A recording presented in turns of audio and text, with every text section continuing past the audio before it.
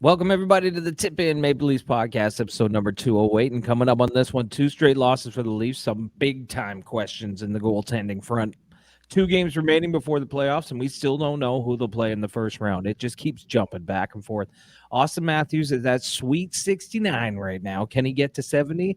I think so. All this and more coming up on 208 of the Tip In podcast. Dude, absolute legend here. Auston Matthews going absolute legend.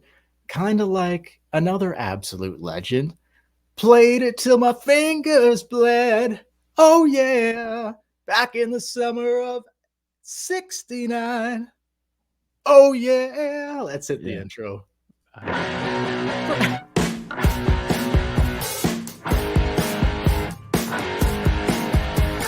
Tavares coming out, sends it in a goal. They score! They score! Holy mackerel, they score! The Leafs have won it! They're going to the second round! Do you believe this? Holy mackerel!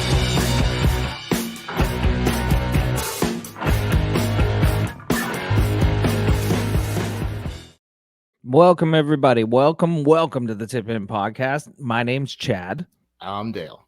And for those of you who don't know, Scotty Scheffler won the Masters yesterday. Beauty. It's incredible. Incredible. And, dude, that was Brian Adams, okay? I get that. Auston Matthews, absolute legend. Brian Adams, absolute legend. And, hey, he played it till his fingers bled back in the summer of 69. And that's where we're sitting right here. So that's just what I wanted to say. There you go. Go ahead. Do you know that we're closer to the year 2069 than we are to 1969? Wild. I don't actually know if that's true. Someone told me that. Well, sounds about right. All right, we'll go with that. Sounds about right.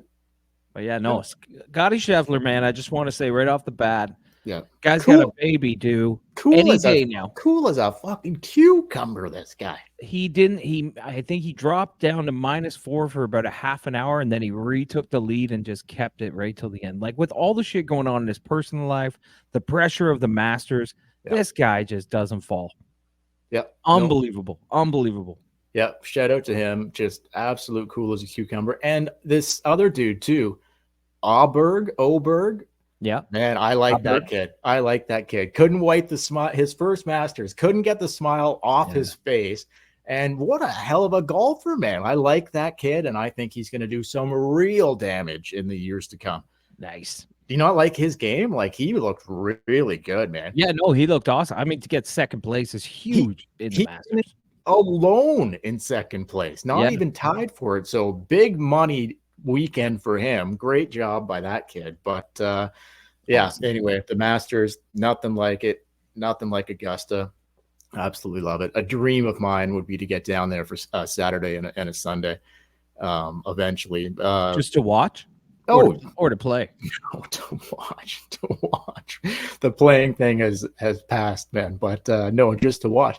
But yeah, like, I mean, yeah. I don't. Well, we should go sometime. Yeah, it's not cheap and whatever, but yeah, we should go just for the Saturday and the Sunday. I mean, it's just an electric atmosphere. Like, you can't, DeChambeau, he was in it for a while, but then he dipped. I'm not a fan of DeChambeau whatsoever. So I did not want him to win, like, not even close. But this guy can't putt. Not sure if you've noticed that or not, but he's not great at rolling putts in. That is a for sure. DeChambeau? So, yeah, DeChambeau sucks at fucking putting, man. Yeah, he doesn't roll the ball well, but he bombs it off the tee, and that's his bread and butter. That's it, to outdrive everybody. But his short game fucking sucks, man. Like, yeah, he was doing good. He was driving the ball well, and he was doing okay. But then later in the weekend, those shots from 200 yards into the green, which are supposed to be, if you can drive the ball as far as him, you need to get that shot down. Dude, to get your birdies and eagles, and he kept missing the green. He went in the water. It all. And when he does finally get on the green, he's missing 5-footers all day. Well, he's using a ridiculous putter. Like, just grab a normal putter but his putting, the way he putts too, it just looks so fucking awkward. Go back to the basics, bud. Go back to the basics. He overthinks the game, man. He way overthinks it. Like, all his He's got like all his clubs are the same length and same lie, like all his irons. And then he's got this driver that's huge. And then he has a little driver, not a 3-wood, a little driver. I don't know. No, and then he has that giant putter. Yeah, he's the king analytic guy of the PGA. Well, he's not even fucking live golf, whatever. But like of golfing, he's like all about analytics. Dude, come on, you're golfing. Like, I guess, yeah, there's some analytics to it, but golfing is a lot of like feel. You look at the Oberg kid. Is it Auberg or Oberg? Berg, whatever, Akiberg. So they kept saying that when you see this guy, like him and his caddy make a decision, he comes up, doesn't even take a practice swing. He's just like, once he makes his decision, he's just, okay, go, let's go. That's the other thing. DeChambeau might be this. He was definitely the slowest player in the top. Overthinking everything. Yeah, he takes so long to putt, so long to shoot. I understand now why Brooks Koepka was just like, fuck this guy. I know. Couldn't stand playing with him. I know. I'm not a Koepka guy either, but no, Koepka's guy, he's kind of the villain, right? He's got everything. But anyway, let's get on to the Leafs. Yeah, man. So a couple tough losses since the last time we've done a podcast, and we're going to get into not really the game specifically, but just kind of some standout points of what's been cooking. But gotta lead it off here, Chad, with some injury updates. Not looking good. Little banged up, I would say. Yeah. McCabe is lucky to have 2 eyes. Oh my God. Lucky to have 2 eyes. What did that reminded me of? Remember Brian Berard? Yeah, well, he took a stick to the face, but same stick thing. to the face, but could have easily. I mean, Jesus. Yeah, I saw his eye today. I'm just like, how did this guy avoid like more serious damage? I know. Like, it's crazy. Glad he's okay. Clearly doesn't look like he's going to miss any action, although I don't really know why you would play him like the next, like maybe you give him some time to if you don't need to, I would let him rest. No, and we'll get to the standings here in a second. They don't need to, so I would let McCabe rest, play Connor Timmins, play whoever you need to play. Like, I would give McCabe some time there. You got other bodies back there to play. So anyway, lucky he's okay though. Like, I'm glad to see that because that looked a lot more serious at the time than it ultimately turned out to be. But anyway, so McCabe and then Domi and McMahon with lower body injuries, clearly groin injuries for these cats without a doubt. Domi probably shouldn't have played on Saturday, but he's Domi, so he's like, yeah, I'll give her a go here. We got someone in the hunt for 70. He wants to be a part of it. But ultimately, Keefe comes out today on Monday and says Domi and McMahon will not play the remaining 2 games and will be reevaluated after that. I imagine Domi will play game 1 of the playoffs. I am not so confident about McMahon. And then I'll throw it to you after this to get your thoughts on all that. Yarncroc was on the ice before practice. He did not take part in full practice, but he was doing some special teams stuff. So still questionable there too. And I'll be honest, I don't know. The guy's played like 2 games since Christmas. I'm not even sure I want him in there against Boston or Florida on game 1 next weekend. What are your thoughts on the injury updates leading into the final 2 games and then ultimately game 1? Well, we don't know the actual timelines of the injuries, like you say, with Bobby McMahon, but I'm presuming that all of this is these guys could play if it was the playoffs. I don't know about McMahon. I'm not so Maybe sure not that. with McMahon, but I am okay with resting anybody that needs to be rested except Matthews. If Yarncroc could play, why is he's not even taking part in full practice? But again, like maybe you get him a game, maybe he gets in for the last game. But I don't know. And Keefe was making remarks too about the salary cap and things like that. Like they're right up against the cap, and until the playoffs start, they've got to be compliant with the cap. Yeah. So I don't really know how that works because they're carrying 3 goalies, they're carrying all these players. I don't know what their exact cap number would be, but I'm okay with resting anybody except for Auston Matthews until he gets 70. No, of course. Because there was talk about like taking him out of a game or 2 here. It's like, you can't do that until he gets 70. You cannot do that. No, for sure. I'm going to go to Matthews in a second. So that's it really for the injury updates, I guess. So we'll see who's in and who's out. Well, we know Domi and McMahon will be out. Yarncroc will not play. McCabe, questionable, but I would just keep him out. Give him the week to heal. Like, you don't need him to play. So that's what I would do personally, but we'll see what happens. Standings wise, the Leafs fate is sealed here. They will finish no higher than third and no lower than third. So they get the third seed in the Atlantic Division, and they will start on the road either in Florida or in Boston. I believe Florida has one game left, and that'll be tomorrow night, Tuesday night, against the Leafs in Florida. That's right. Yep. The Bruins have 2 games left. They're playing, I think, and they're playing one of those games right now. And the last time I checked before we came on here, they were losing 1-0 in the third period to the Washington Capitals. Any update there? They are still losing 1-0 with 10 minutes to go in the third. Okay, so if the Bruins lose this game in regulation, they will be 1 point still ahead of the Florida Panthers. So it's still... So it would be up to the Leafs. If the Leafs beat Florida in regulation, they play Florida. That's right. If they lose to Florida, they might play Boston. That's right. Yep. So we won't know until at the earliest after tomorrow night. That's pretty crazy to have that sort of hang on. power Boston, in your hand. No, we could know tonight. If Boston comes back and wins this game, they'll be 3 points up. Yeah, but if they lose tonight, if they lose to Washington, then there's still a chance, but Toronto can end it all by beating Florida in regulation. That's the end of it. Yeah. Boston wins in any form tonight. They will be 3 points up on the Panthers, and we will know by the end of the night tonight, potentially by the end of this podcast. It could be the you see how much time's remaining in that game? Does it show 10 it minutes, or no? 10 minutes. Okay, so we'll know before the end of this podcast. More than likely, we might know if Boston wins. We'll know that it's Florida for sure. So we'll see how that goes.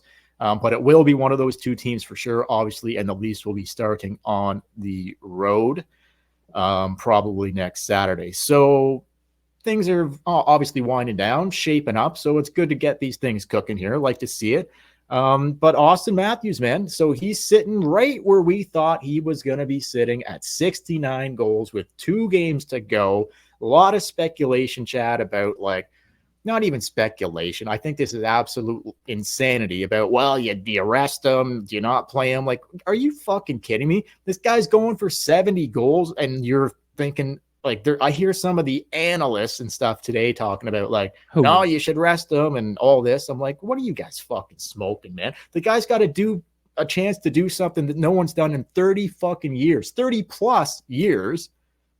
Come on. Yeah, come on. Once he gets 70, okay, go ahead.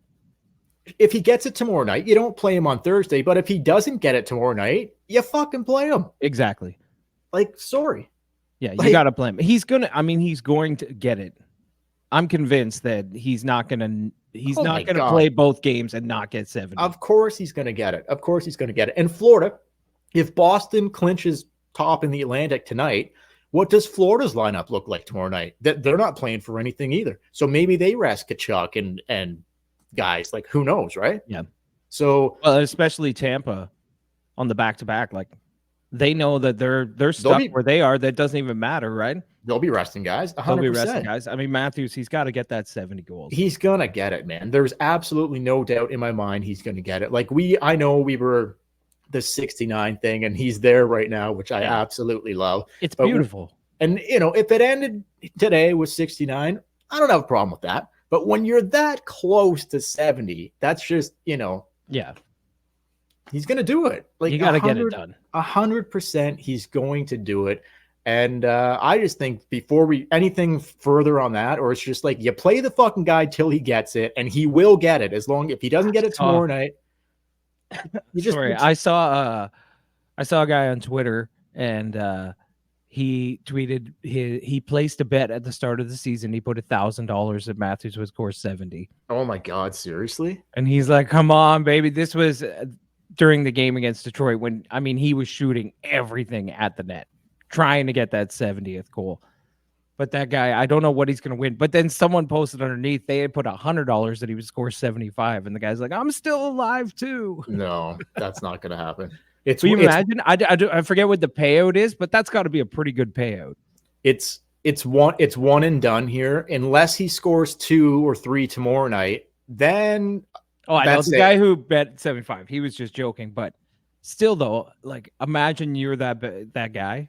Like imagine you had $1,000 on 70 goals. I don't know what the payout is, but it's got to be at least 10 grand, if not more. If he, 100%. Like he placed that bet at the start of the year. Oh, dude. For someone to score 70, that's got to pay out big time. Imagine how pissed that guy would be if they rested him. Oh, fuck. No way. No way. I'd be driving down there myself. Like, what are you doing? All the way down to Florida? All the way down, man. Fucking banging on the dressing room door. Boys, what's going on? Keith, I need a little word with Sheldon out here. Toronto. But no, he's going to play. But, if he gets one quick tomorrow night in the first period, then he's got 70. Do you just kind of like maybe rest, like not bench him, but like sporadic shifts, like special teams only power play throughout like once he gets it, if he gets it early, just power play time? Because like, what do you like? Do you need 71? Do you need 72? Not really, right? No, I would still play him, but yeah, it would be. I wouldn't like not a regular, not like Saturday night where he played the last 5 minutes of the third period. Like I know. Yeah, play some power play time, play a shift here and there, but. Well, they were obviously thinking on Saturday, like, okay, just get this done here, and then we don't have to even like play him the next 2 games, which would have been nice. But yeah, anyway, it is what it is. But all this talk of 69 and all this chat, I think we might want to take a little minute here and hear from our buddies at Brazzers. We haven't heard from them in a while. I think now would be the perfect time to hear from them. What do you think? Well, absolutely, because they called me when Matthews got his 69th goal, and for some reason they congratulated us. I have no idea why. You're about to find out why. Here it is, Brazzers.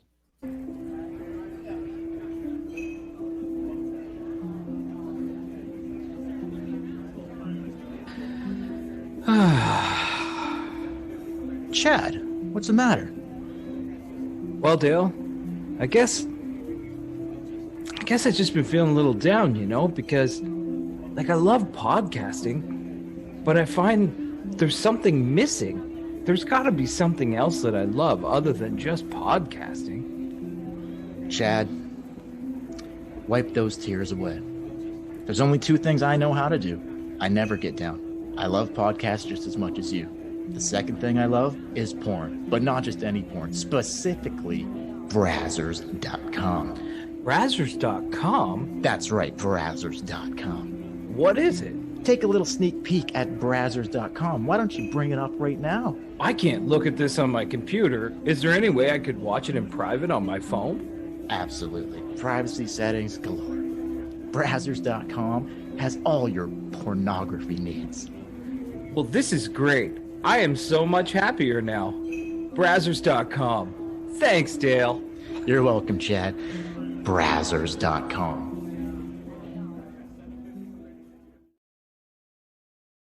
So don't forget to hit up Brazzers.com right now. Use promo code TIPIN for 0% off. But also check out some of the free videos and clips that they have there. You will not be disappointed. Brazzers.com, the absolute official, unofficial sponsor of the Tip In Maple Leafs podcast. Man, do we love a good session with Brazzers.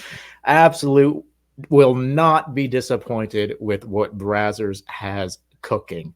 Yep. Speaking of cooking, Chad, one guy who hasn't been cooking as of late, and this is not the right time to not be cooking, and I'm talking about Ilya Samsonov. What do you mean? Not what I can't believe they kept him in there on Saturday, but I can't believe they started him on Saturday. The prior game. Okay. The Devils game was what did the Devils have? 19 shots in total, and they scored 6 goals. They did. And why was he starting Saturday against Detroit? Well, I think the whole thing was like, because he didn't play well against New Jersey. We've only got a handful of games remaining. We got to get him back in there to try to get, like, we can't have that be his last. We can't have him sitting around with that in his head until, you know how mentally we're his. I get it. I understand that. Yeah. Okay. We want him to get back on track before we get into the playoffs. But then you took the gamble that he was just going to continue to shit the bed, and then mentally he gets even worse, and he let in 4 goals in the first period. So he had let in 10 goals in 4 periods of hockey. I think he let in 4 goals on 12, or it might have been 4 on 16 in the first period alone. And some of those goals, with the exception of like maybe one, like you got to stop the puck. You just you can't go in the net. Cannot go in the net. No. Sure, was he no help from Bro? I can't talk about Brody anymore. I just can't do it. Yeah, but that overtime goal. Wow. There's no help at all from fucking Brody, like at all. And other guys too, sure, but Brody is just like I just can't. I can't anymore. Like my decision was made up a long time ago about TJ Brody. The ship has sailed. But Samsonov, I'm sorry, dude. Like I know Keefe kept him in, and they came back and all made it interesting. Ultimately lost anyway. But if this is not concerning, I don't know what is. Like you let in 4 goals in the first period in game 1, you're like it's over. You can't do it. Like you can't give Boston and Florida a 4 spot. Oh fuck, man. So where do you think his mind is? Do you think he's feeling okay with like whatever? Do you think this was just like a blip on the radar, or is this like potentially November Samsonov? Well, how can you say that? How can you don't know? Like because October, November, he was in a weird spot. I don't think he's still there. I think he can bounce out of this. I just thought maybe he was a little tired because it seemed like, I don't know. It just seemed like he should have. When he gave up the 6 goals against New Jersey, to me, I thought, okay, he just needs a break. He just needs a rest. We'll put Joseph Woll in on Saturday, get him back in against the Cougars on Tuesday. Everything will be okay. But then they went with him. And I'm like, I don't know. To me, he just looks like a guy who's like mentally is very hard on himself, and he just pushed himself too far, and he just needed a little break. That's okay, it. So I don't think he was in the dark spot that he was in November and October. No, but how about this? Mix in a fucking save. Mix in a save. Or just give him a rest. Or okay, so put Woll in, put Jones in, let him watch the game from the bench, let him watch from the press box, let Jones back up. Okay, so Woll will be starting tomorrow night in Florida, and Keefe and then Keefe said we'll take it from there. So I don't see why you would give Samsonov the last game of the season. You probably go to Jones, but who knows? Who knows what Sheldon's going to do here? You might give Samsonov the entire week off and have him start game 1. I understand that, okay, but I'm telling you what, man. Short fucking leash, because I do not trust this guy at all. I don't trust him, Chad. Like, I don't feel confident going in with, like, I know he had a good stretch of hockey, a really good stretch of hockey, for sure. But even in those games where he was playing really good, you'd still see every now and then, like, oh, that one probably shouldn't have went in. Like, yeah, he is prone to soft goals. He'll still let in a soft one, even when he's playing a really sharp game. So I'm sorry, man. It's concerning to me. I don't trust him. And I've said on this podcast several times recently within the last couple of weeks, okay, you want to start the playoffs with Samsonov? Knock your socks off. See how it goes. But the leash better be short on this fucking guy, because there's other guys kicking around here. Joseph Woll, Martin Jones, Matt Murray. Oh, fuck off. Going to the Marlies for a little conditioning stint. What was the score of that game? I don't know if he's played yet. He played on Saturday. Okay, well, they won because they clinched a playoff spot. I don't know what the score was. So they definitely won because they clinched. So do I think it's going to be Murray? No, I don't. But you know what? Like, if you need to use 3 or 4 goals, here's what I don't want to see happen. You go with Samsonov, he struggles. You go to Woll, he struggles, and you're hesitant to use one of the other 2 guys. I don't want to see that. Just be like, if it's not working with one of these 2 guys, Samsonov or Woll, go to one of the other guys. Do you know what I'm saying? Yeah, I know what you're saying. Would you do you feel the same way or no? Yeah, because it's only a 7-game series. Fuck, man. Like, if one guy doesn't have it, we don't have time to try again. No time to fuck around here. So let's see. I mean, this is a huge opportunity for Joseph Woll. Because tomorrow night, if he goes in tomorrow night and gets a shutout, or stands on his head, yeah, just has a really big night, Yeah. Well, then all of a sudden you've put the bug back, because I think for the past few weeks it's been Samsonov's our starter for game one. Yep. But this puts a little bit of, a little bit of Doubt. pressure. Yeah, a little bit of doubt, a little bit of pressure on Samsonov too if Wall plays really good. But do you really think there's anything Wall could potentially do tomorrow night against Florida that would change Keefe's mind for, I'm just talking game one. Is it Samsonov game one no matter what, even though the last couple of games he hasn't played well, regardless of what Wall does tomorrow night in Florida? Well, you have to think that if Wall plays up just out of his mind, that he has to have a shot at game one.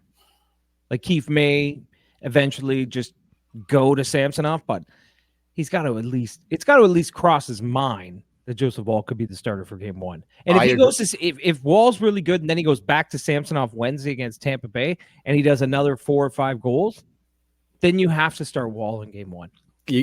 As great as Samsonov has played the past few weeks, if he starts Wednesday and gives up another 4 or 5 spot, you can't do it. You can't play, Chad. You can't play Samsonov on Wednesday against Tampa Bay. You just can't, because if he shits the bed in that game, you just can't do it. Like, so you're saying that Wall will play tomorrow, and no matter what he does, him or Jones will play on Wednesday. Samsonov's the game one starter. I think it's already determined. That's the way they're going to go here. That's what I personally think. That's a week off, clear his head, get ready. That's what I think. It's already been decided. That's what I personally think. I've been wrong many times before, and maybe I'm wrong here, but I think that's what I think is going to happen. I think their analytics department and all those people would point to Samsonov is the best of the 3 when he's at his best. Like if they're all playing. Oh, I don't know about that. If they're all playing their best, I bet Samsonov would just be a touch above the other 2. I think if everyone's playing their best, Wall might then why not go with Wall for game one? Well, he's not playing his best. I know, but neither's Samsonov. I know. I'm just saying that if they're leaning towards Samsonov, then somebody must be telling them he's the best one of the 3. I'll tell you what, if Wall has a bad game tomorrow night, then my concern level goes through the fucking roof. I'm like, neither one of these guys are playing well in the final week of the season. What the fuck? And it doesn't mean anything, because game one is game one, and we'll see. But the last thing do they have that flick the switch? The last thing I want here is all of a sudden we're playing the Panthers or the Bruins, and we're down 2-0 in the series early, and it's just like, oh fuck, we got to win 4 of the next 5 to beat these fucking guys. Like you got to get a split at the bare minimum. But just period 1 starts and you're 10 minutes in and you're down 3-0. Or something ridiculous like that. Like if they're flying up front and things are looking good, and like they're putting up a 4 spot, but Sammy lets in a fucking 5 spot and kind of cost them, like you're not going to win. Yeah. So if the goaltending costs them in any way early in this series, they're going to have a hard time winning it no matter fucking what. So I don't know, man. It's super concerning for me. That's all I'm going to say on it. It's just I have many question marks about it. I don't trust Samsonov. I can't fully trust Wall either, although I think he's going to ultimately be the better goalie. But I've been saying this for weeks. I think we're going to see them both. I really do, because I just don't trust 35. I don't trust him. Yeah. Like you can't think I'm crazy for saying that. Like, no, I don't. Man, I don't think you're crazy for saying that. What has given you, watch this whole season? Yeah. How could you not have a sliver of doubt that this guy is going to shit the bed? And even like you said, even when he was playing at the top of his game, and everyone's like, "Oh my God, Samsonov's back from the dead." Yeah, he was still letting in soft goals. Yep. And Saturday night, especially the New Jersey game on Thursday night. Oh, God. Like, you cannot do that. The Leafs played very well that game, and they only gave up less than 20 shots. If they do that against Florida and Boston and he gives up 4 goals, you're going to lose the series quickly. 100%. So we'll see. I don't know. But I like your idea not to be afraid to go past Wall and Samsonov. Oh, you have to. If they're both shitting the bed, hey, Martin Jones, you're in. What's it about here? It's about not coddling or not babying. It's about fucking winning. You got 2 veterans right behind these guys, so don't be afraid. Yeah. If it's not working, make a move. Didn't Florida start the other guy last year? 100%. And then they went down 3-1, and they're like, let's throw Bobrovsky in. And he just fucking got on a heater. Exactly. Took them to the cup final. Dude, don't be afraid to make the change. You see that happen all the time. All the time. Yeah. When Washington won their cup, same thing happened in net. Holtby didn't play the first 2 games. Then he went in and he ran with it. It happens all the time. Like, it literally happens all the time. So we'll see. We'll see what happens. But leave your thoughts down below on YouTube, guys. If you're watching this on YouTube, would love to know your thoughts in the comments about the goaltending situation in particular. Do you trust Samsonov?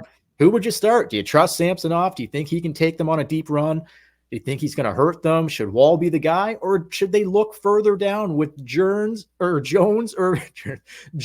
or possibly Murdoch? Yeah. How nervous would you be if we're going into game 4 with Matt Murray as the starter, down 3-0 in the series? I would be no less nervous than Sammy starting. Yeah. If you're in that position, it means Sammy and Wall and Jones have all just taken a shit. Like, Murray hasn't played, and if he is healthy, there's potential. I know this is crazy. I know this is batshit crazy. This is really crazy. But there is potential that if that guy gets in the net, he's going to be like, he could find it and be like, yeah, watch this, guys. Like my career. And he'd be playing for a contract and like wanting a lot of things to prove. I don't know. Crazier things have happened. I'm not expecting it, but who knows? Anyway, we'll see. In less than a week, it should be interesting. These final 2 games, and then ultimately, who starts in game 1? I think it's Samsonov, but Keith better be ready with that yank real fucking fast. That's all I'm saying.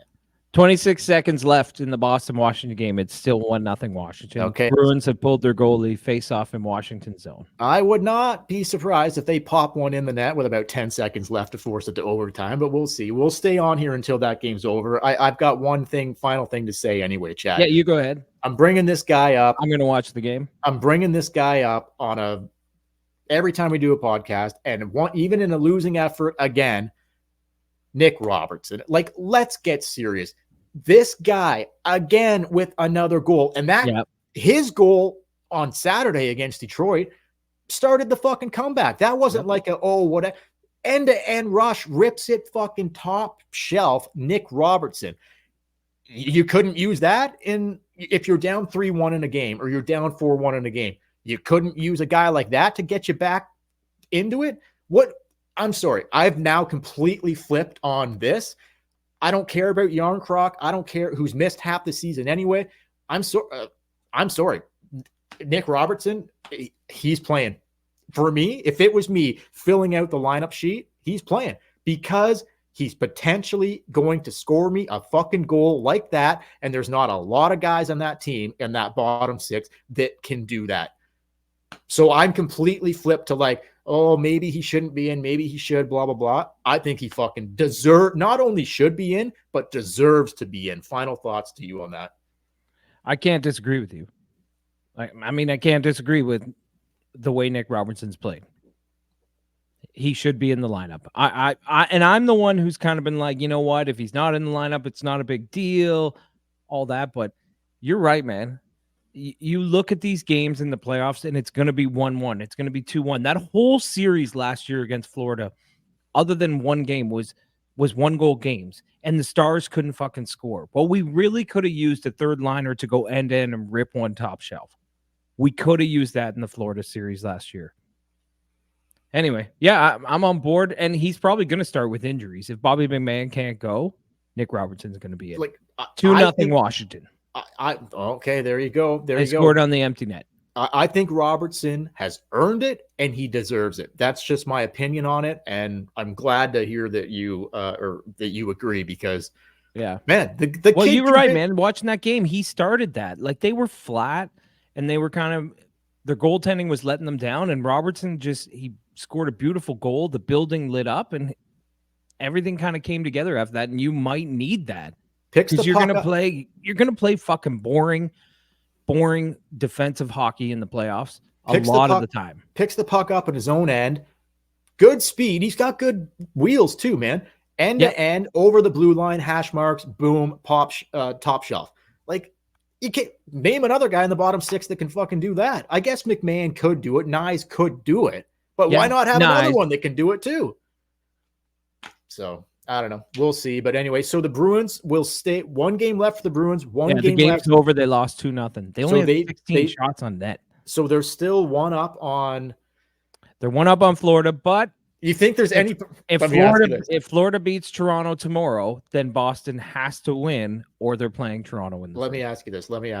You think there's? I'm going full conspiracy theory before we bounce out of here. You think there's? I'd like to see who was in that Boston lineup tonight, who was playing net and whatever. You think there's any chance that they're looking at this and they're thinking, if we finish first, we play Tampa. If we finish second, we play Toronto. You think there's any chance that they're like, it wouldn't be the worst for us to lose the last 2 games here and maybe slip down and play the Leafs? Or is my I'm sure they don't want to. I'm sure they don't want to play Tampa. No.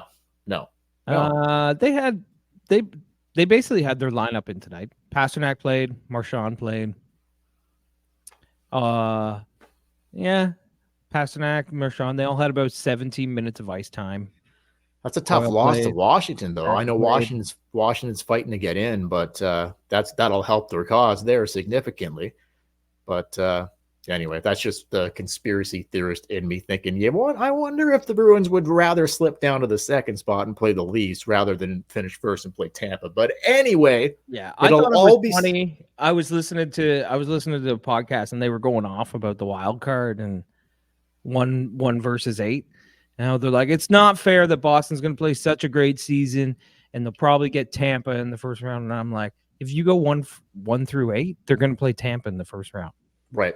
They'd be 3rd, Tampa would be 6th. So either way, they would get Tampa. I was looking at it too. And if it went to 1 through 8, the Leafs would still play Florida all the series would be the exact same. So the only different series, if you went 1v8, is in the Western Conference. Winnipeg would get... What would it be? Winnipeg would get Nashville, but instead they're going to get Colorado probably. So not the best. No. But other than that, everybody's the same. So it's not a huge difference with the wild card this year anyway. All right, man. That's conspiracy theory. Did Boston lose tonight because they want Toronto? Hey, crazier things. And that might have solidified Washington for the last playoff spot as well. Could. So we still don't know. So it still could be Boston. It still could be Florida. We might not even know. If they win Tuesday night in regulation, they're playing the Florida Panthers in the first round. Yeah. All right. We'll see what happens, man. All right. For the Tip In Maple Leafs podcast, don't forget to follow us on social media at the Tip In Maple Leafs podcast on Facebook, Instagram, and YouTube. Tip In Podcast on TikTok, Tip In Pod on Twitter or X. Email us tipinpodcast@gmail.com. And until next time, once we know who the Leafs are going to play for our playoff preview show, I'm Chad. I'm Dale. And we'll be back after the back-to-back against the Florida Panthers, a.k.a. Cougars. Can't wait for that. And Wednesday night against the Tampa Bay Lightning. So we'll be back sometime after that for, recapping if Matthews got to 70, talking about who they're playing, all that. But then we'll probably be back again after that for another pod before the playoffs for our playoff preview, predicting how we think the Leafs are going to shape out against who they're playing and give our predictions for every series in the first round. So stay tuned for that before the end of the week. Can't wait. But thanks for watching, guys. Thanks for listening. Please like this video on YouTube and subscribe to our YouTube channel. It really helps us out a lot and we would really appreciate it. Any final thoughts, Chad? Brooksy, get the fuck out of here. Go Leafs, go Austin. Let's get to 70 and we'll catch you later.